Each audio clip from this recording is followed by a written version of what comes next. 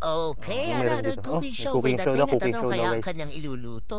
Bato! Ayan, dumating na siya sa punto na pati mga maliliit na bato Bato na may kanyang yelo. Ay, niluluto.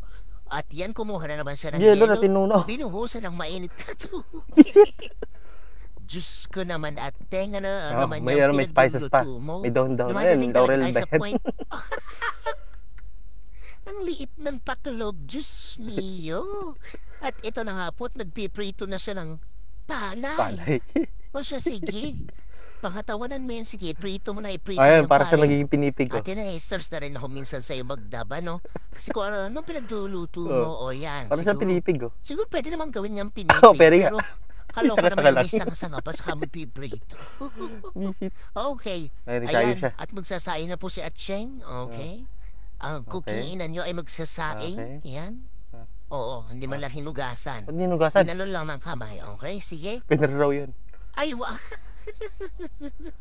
alam mo, Pwede na. kasing liit nung takalub yung pases.